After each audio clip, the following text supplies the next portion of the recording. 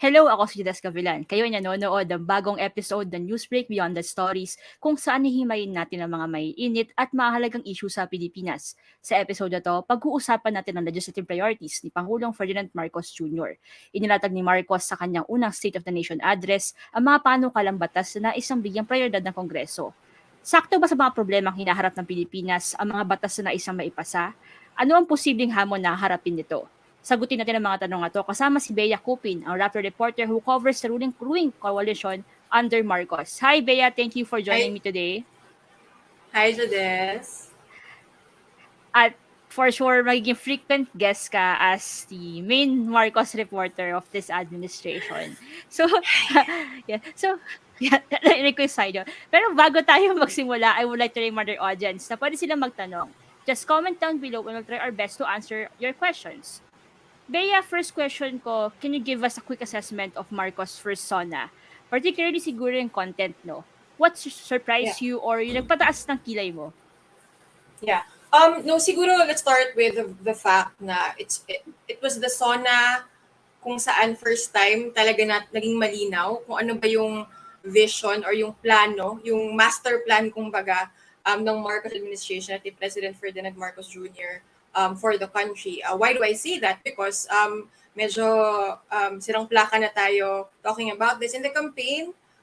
Neither Marcos nor Sara Duterte really expounded on what their platform for the Philippines, for their candidacies. No, in fact, the platforms were only released via video weeks before the election day. So we didn't really we had vague ideas of where they stood on things and their promises about certain issues and mga gut issues normally. But it was really a campaign run on the promise of unity, the potential of unity, whatever that means. It means a lot of things to different people.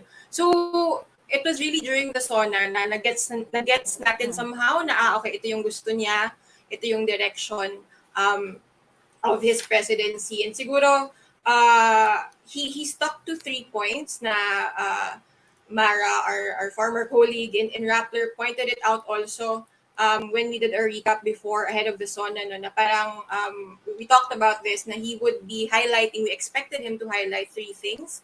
And this is based on his first 3 na cabinet meetings as president. So first thing would be the return to face-to-face classes. So if you notice, after the SONA also, lahat ng galawan or lahat ng discussions ng other departments have to do also with the return to face-to-face classes. Of course, that's spearheaded by Vice President and Education Secretary Sara Duterte. Second, food security. Another reason why we are sure that would be a highlight or that would be something he'd point out was the fact that he is the agriculture chief temporarily. Kasi nga, temporarily for now, hindi tayo sure but the way the palace frames it, he is the temporary chief of the agriculture department because he really wants to focus on food security and bringing food prices down for Filipinos. And finally, economic priorities.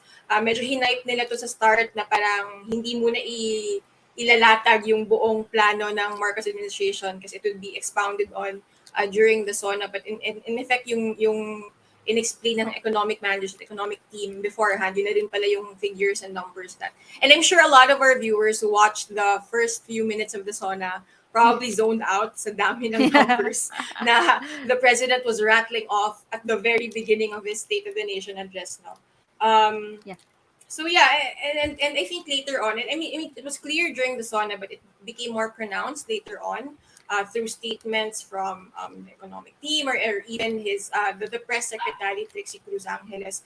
The tax reform is a huge priority of this administration. Yun din yung rationale kung bakit daw may na-veto na 5 bill kasi hindi daw yun swak or hindi siya aligned with yung tax reform thrust. And you have to point out the irony of this because to this day, hindi resolved yung tax issues ni President Ferdinand Marcos Jr., Citizen Marcos, before he won the elections when these issues were first brought up. No, So during the SONA nalatag yung medium-term fiscal framework. Judas, huwag mo kayo tanong in detail about this. Kasi I think si Ralph yung mas Yes. better equipped to talk about the medium-term fiscal framework. But as a House reporter, I can tell you that in-adopt na to ng House. This was discussed and deliberated upon during session, but there's a move to adopt that framework nga. But I think what there was nothing really surprising about what he mentioned.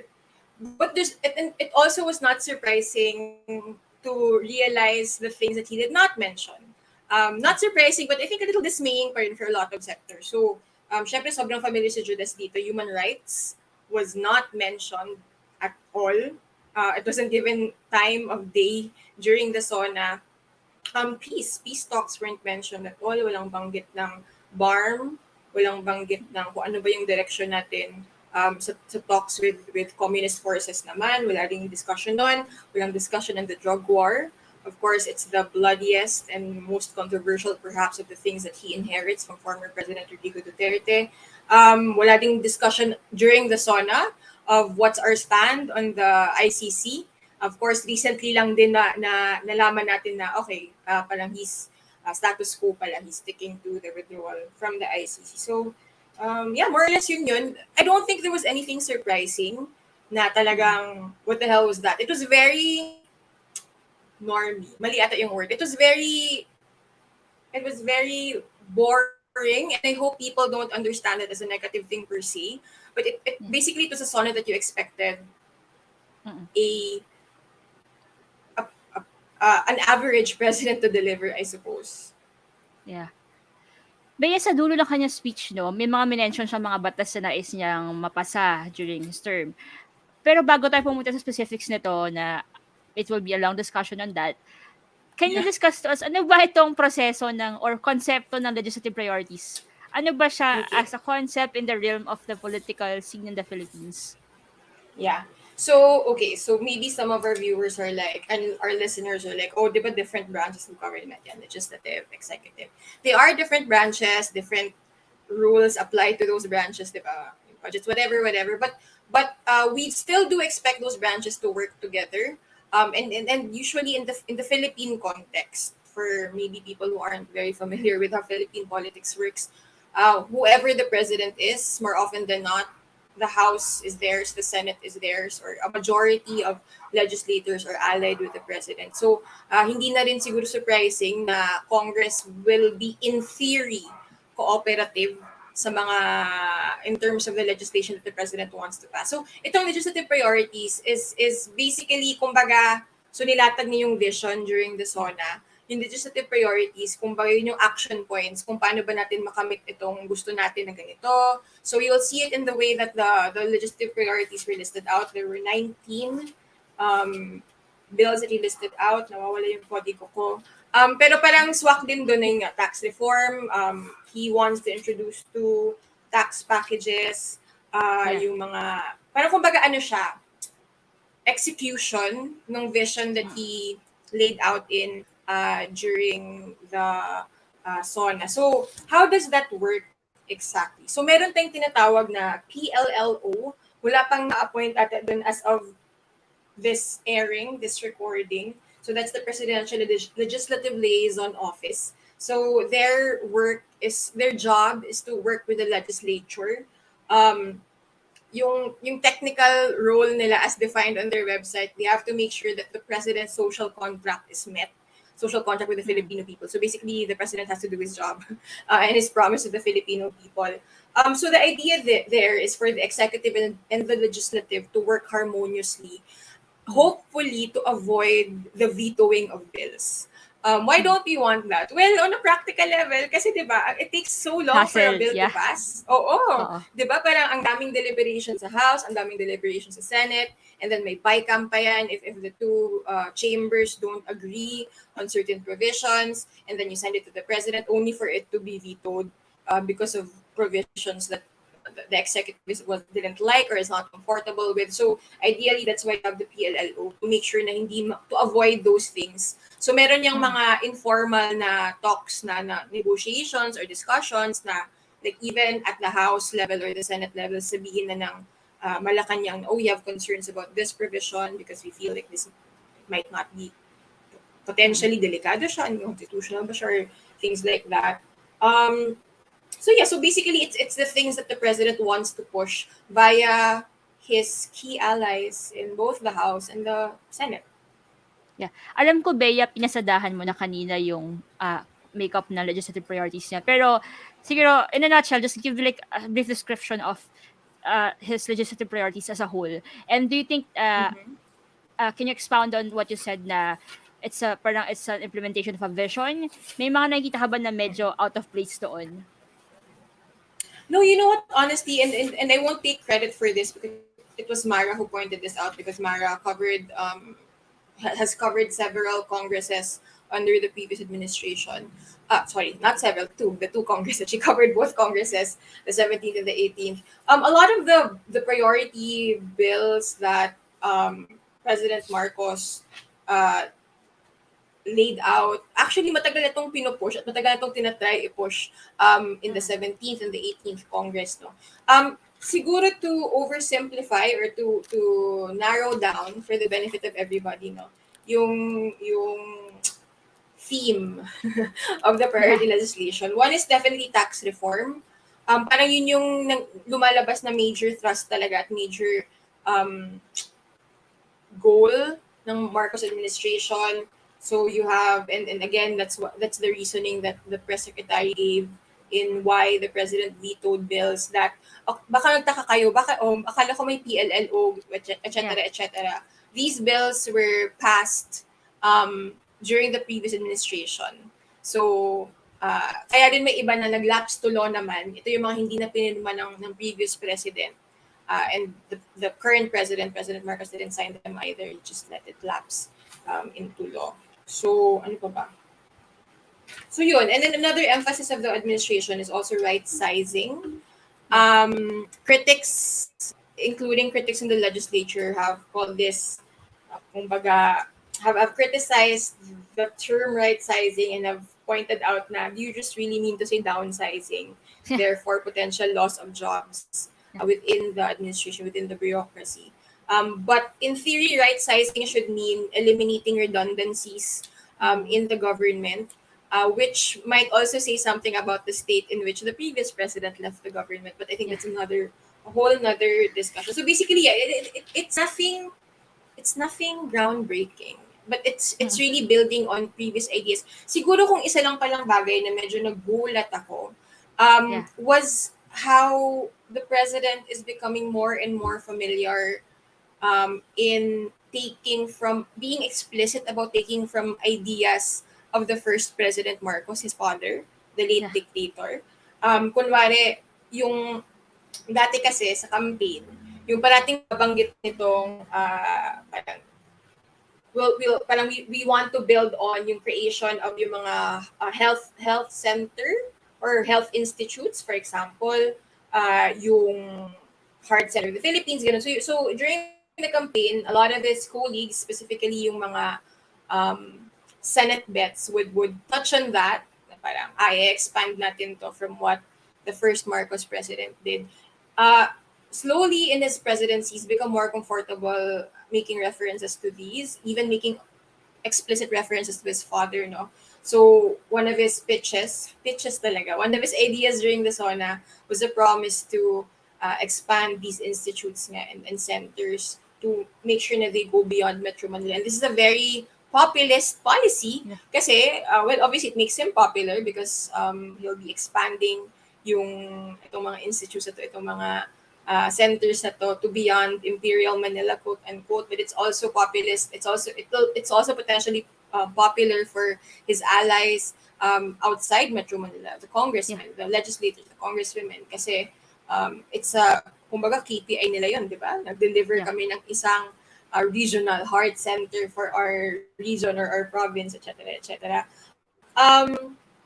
Siguro nga yung surprising din yung ROTC bill, yung attempt to make it mandatory again. So yun, medyo nagulat ako doon kasi they haven't really been, like, kumbaga it wasn't really expounded on during the campaign, although Sara Duterte, the vice president now, earlier made a pitch yung mas intense pa ngayon sa kanya. Gusto niya mandatory military service. But later on, nung tinanong din siya about ROTC, parang open din siya about that. So yun siguro yung Yeah. surprise. So pinaka-surprise na lang. You mentioned kanina, Bea, na marami sa bills naman ito ay parang matagal nang gustong ipasa, no? And I remember reading a story na Duterte, even if undeniably strong ang kanyang allies sa Congress, marami siyang allies, popular siya, he struggled sa pagpasa ng mga priority bills niya. Bakit pa nagkakaganito? What makes or breaks these things? Okay. A supermajority doesn't necessarily assure you that you're able to railroad each and every bill or legislation that you want.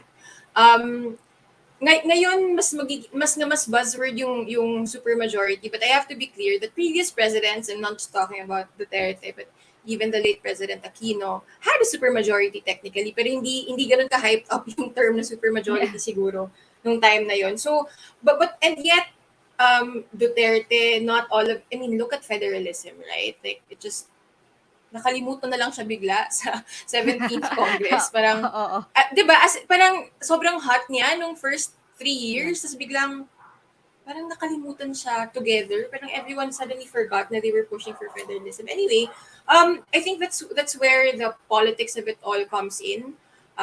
A lot of things. Like for example, you think about the president's political capital. How much does he have left in terms of pushing for legislation that he wants?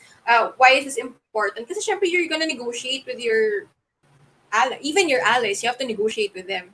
Hindi porket allies sila or syempre iba-ibang degree yun. Parang siguro kung mas may utang na loob ang isang legislator, mas madali na siguro mag-push ng legislation. But for others, diba, it'll need more convincing. It might entail favors. And that I know that sounds very negative, but I mean, I say favors in a neutral way.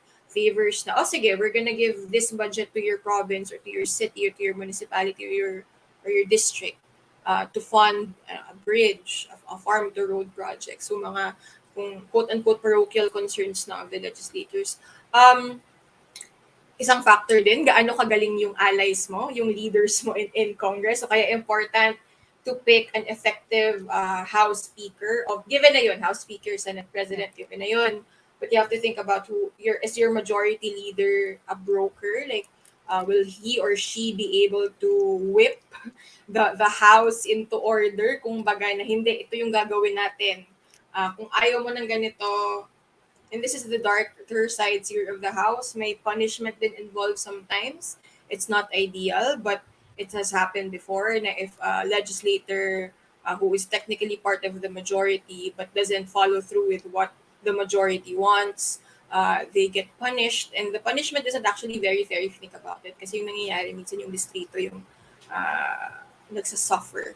Nawawalan ng pondo, nawawalan ng chairman. Okay lang sana yung malala yung pondo. Yung mas okay pa sana nawawalan ng chairmanships or ng committee memberships yung legislator na yun. So yun, mga bargaining din. And of course, yung isang factor, internal strife within whichever chamber. Kasi di ba isipin mo, ang dami mo nang kailangan hearing, ang dami yung minsan may probe ba yan, investigation in aid of legislation, mga ganun. And then if you have internal drama or conflict pa, right? That's another layer to add. And on top of that, you have the budget. Hindi pa nagsasubmit ng budget yung Marcos administration because they do have 30 days after the delivery of the SONA. So end of the month. So by September, basically yun na yung magiging the House and the Senate's time will be devoted to deliberating on the budget. So a lot of things, time. So to summarize siguro time, political capital, and yung ability of your House and Senate leaders to really whip people into shape. Yeah. So we know those factors na in general. So when you think of the Marcos Congress now, tingin mo what factors can help Marcos achieve this priority loss? Do you see yung sa composition siguro ng Congress? Do you see that helping him? Well, he has a supermajority and frankly, medyo OA yung supermajority niya, especially in the Senate. We only have 2 minority members in the Senate, right? buti na nga lang sinamahan pa si Senator Risa Ontiveros ni Senator Coco Pimentel, and then the two Cayetano siblings are an independent bloc. So 20 in the majority, 2 in the minority, 2 in between. Kasi neither nor daw sila. So and then in the House naman, expected naman talaga yun na magkakaroon ng supermajority. So we have 311 members. I think around 20 or between 20 to 30 yung minority. So, overwhelming number, no? He's a very popular president. Paulit-ulit na to. He's the first majority elected president in the post-EDSA era. So that means a lot of political capital is there in terms of his popularity. He's very popular, obviously. So that could work in his favor. But then again, yun nga, parang we'll have to see how the cards will fall eventually. Yeah. And hindi fall na as in House of Cards mawawala ka. how things will settle down. Kasi kunwari in the House ngayon, they're still selecting. Electing siya technically, pero in effect, selecting lang yun. Selecting the committee chairman, medyo puno, pero nadadagdagan pa din minsan yung deputy speaker. Yung deputy speaker, okay na yun. Yung assistant majority leaders, deputy majority leaders, so nadadagdagan pa yun. So, it'll depend kung paano gumalaw yung mga yan. Parang it's a lot of things really, but what he does have working for him is he's the majority elected president, parang. Yeah. So that'll be interesting. How will he use that amazing political capital for to his advantage in terms, not personal advantage, but his legislative priorities? Bea, you mentioned kanina na yun nga yung minsan hindi pumapasa sa Congress, sa House, hindi pumapasa sa Senate, or hindi hindi nag-prosper sa Senate. We've seen that sa mga priority bills ni Digong, or mga pet issues na like yung death penalty bill, di ba, pumasa sa House yon, pero sa Senate hindi nag-prosper. And to think of it, kahit maraming sa Senate doon ay hindi naman explicitly pero allies with kanya, not opposition. Ngayon na medyo explicit talaga na may supermajority sa Senate, dalawa nga lang, and isa lang yung talagang true opposition sa Senate ngayon. Do you think na mga happen ito less siguro yung ganitong parang na stonewall yung mga pinapasang pet bills sa Congress? Yeah.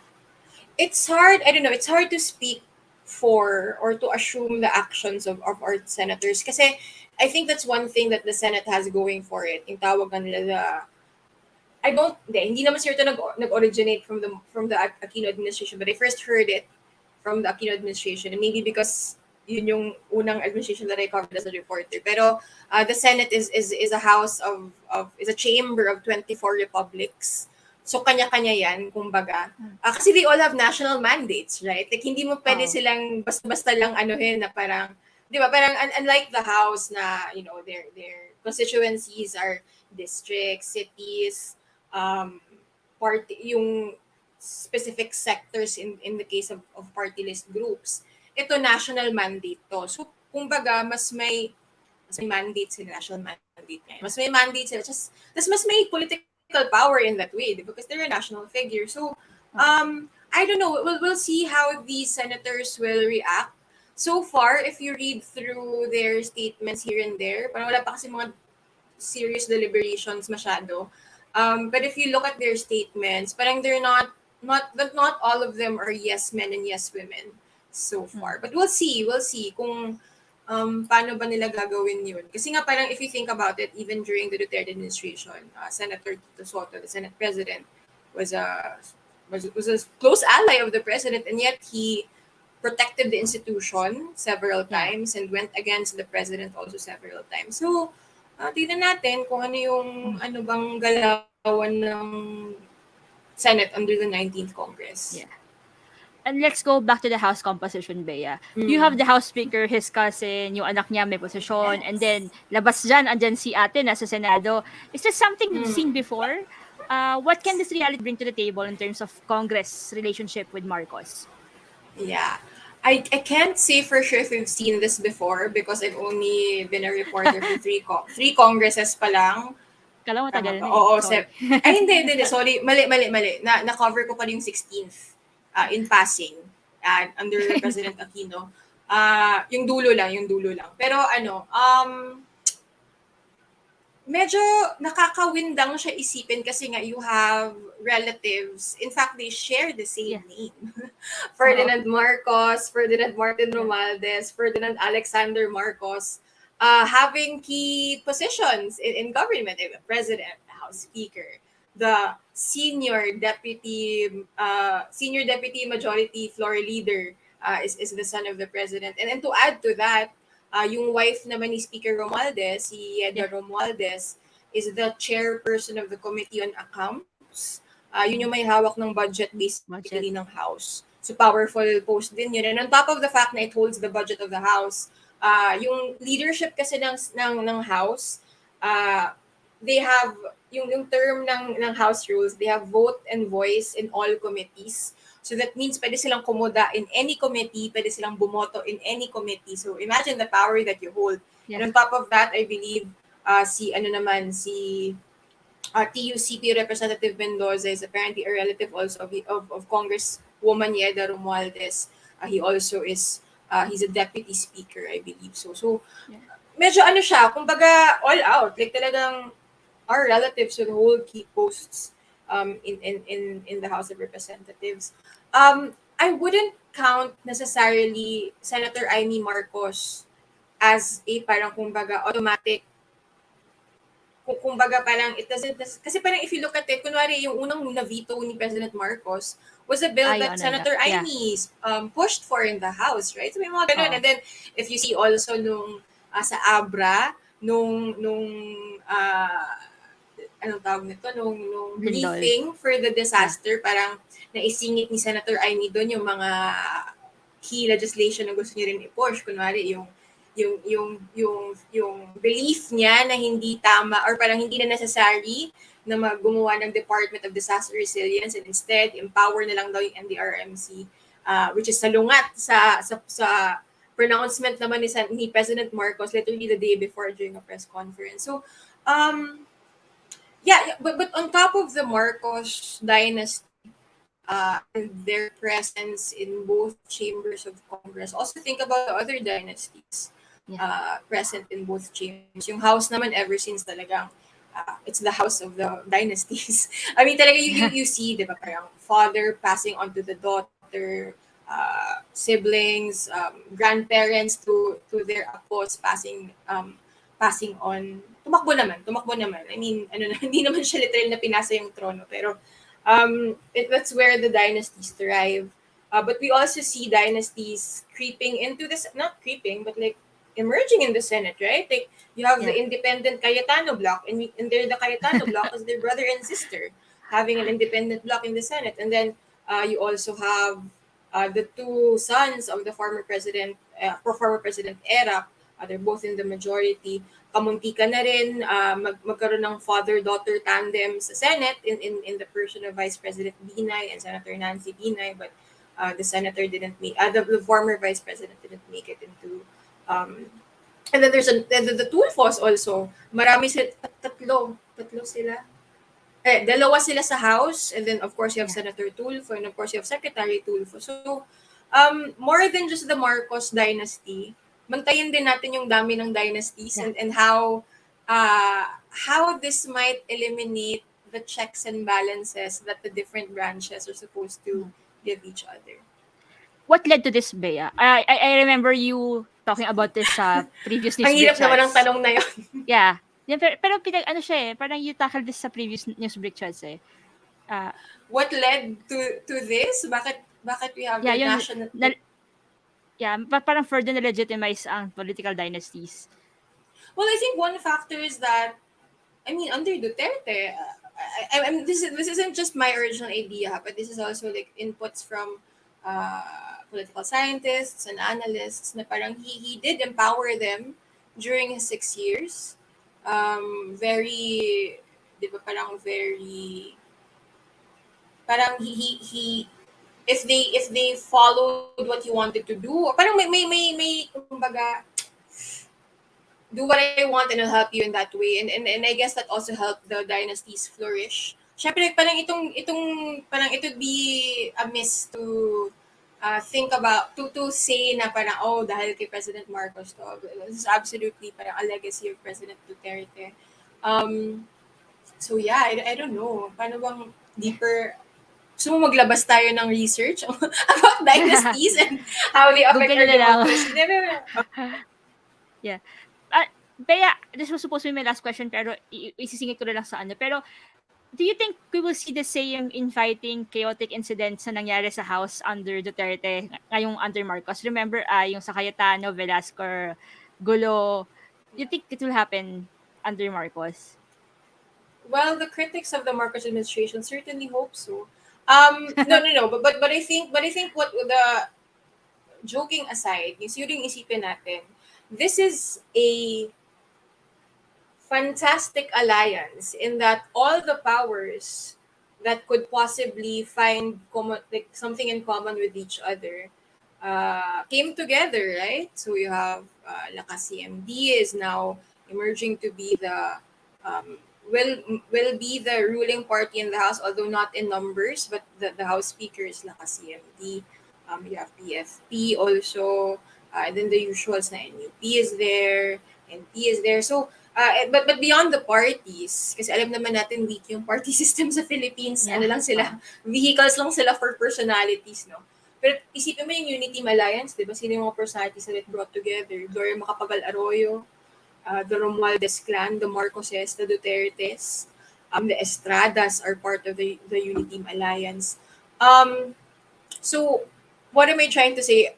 There's intense yung power, yung political power ng individuals na to, put them together, syempre mas powerful in the context of the 2022 elections. But how will that unfold when you're already in power? Like when you hold the power, then it becomes a little trickier, right? Because that's when negotiations happen and fail. That's when magkakainisan yung one side kasi bakit lamang yung other side or lamang yung isang party. So, I can't give any predictions, but I will say that it will be a very delicate balance. For not just for the legislature, pero parang government as a whole, because you have all these powerful groups and personalities, frankly, that have come together, and I don't know. Parang hindi yan magiging peaceful all day, every day, for sure. But for my last question, no, what is vital thing that Marcos should do to avoid yung mga nangyayaring gulo sa ilalim ni Marcos, ni Duterte sa Kongreso niya? Well, his House and Senate leaders should be doing their job well.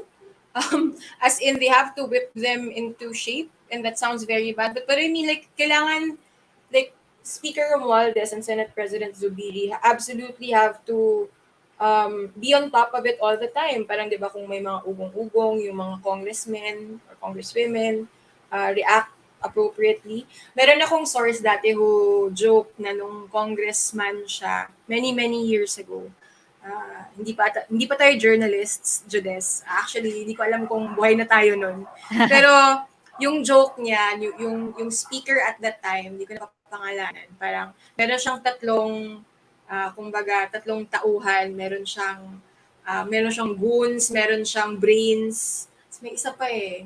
Basta parang negotiators niya yun. Like, yung isa idadaan sa salita na mag-negotiate na, ito na, we'll give this to you. And syempre, you have the brawn, yung goons mo, na talagang persahan na, depende na lang sa imagination ng viewers and listeners natin kung anong klaseng threats na yun. Hindi naman physical threat, huwag kayong kalala. Pero yun nga, dito napapasok yung parang under threat na mawalan ng project, nawalan ng budget for certain projects, yung isang legislator for their district or their city or their town. So doon na yun papasok. So that's one thing. I hindi pa clear sa akin if the president is going to be a very detached or a very hands-on sort of president when it comes to the legislature. Si President Duterte, Mara Cepeda wrote this in her report na he was very hands-off, very distant from the Congress itself. Kaya rin ang daming away at ang daming mga power grab, power struggles here kasi he didn't really he let them be, right? He would intervene from time to time, but he didn't really make it his life's mission to, to control the Congress in the way that he wanted to. So parang, sige, bahala kayo dyan, negotiate kayo dyan the way that you want to. So those are the two things. And then you have to two things. You have to either keep your allies in Congress happy or you have to keep them in check. Paano gawin yun? Nasa kamay na yun ng House at Senate leadership. Yes. Ang dami-dami pang kailangan abangan sa Kongreso ni Marcos dahil nga naman wala pa namang 1 month pa lang naman ang administrasyon na to, kakasona pa lang. So basically wala pang budget.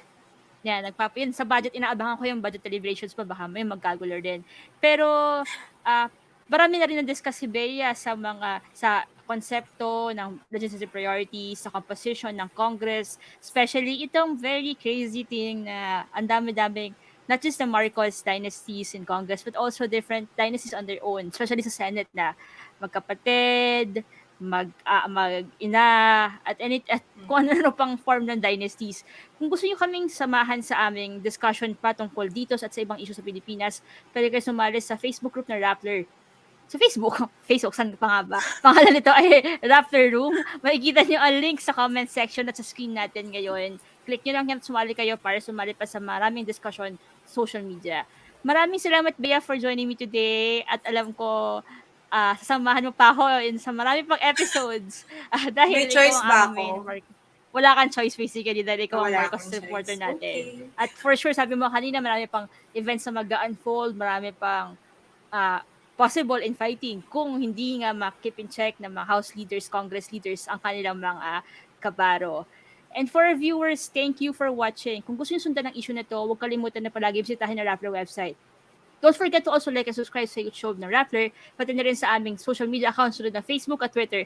Pwede kayong ding pumunta sa aming TikTok account para sa mga explainers na maikli lang at hindi kasing haba ng episode na to. Kung gusto nyo mabilis lang, punta sa TikTok account namin. Rappler yung pangalan sa TikTok. Samahan nyo ulit kami next week para sa bagong episode ng podcast na to. Ako si Jules Gavilan at ito Newsbreak Beyond the Stories.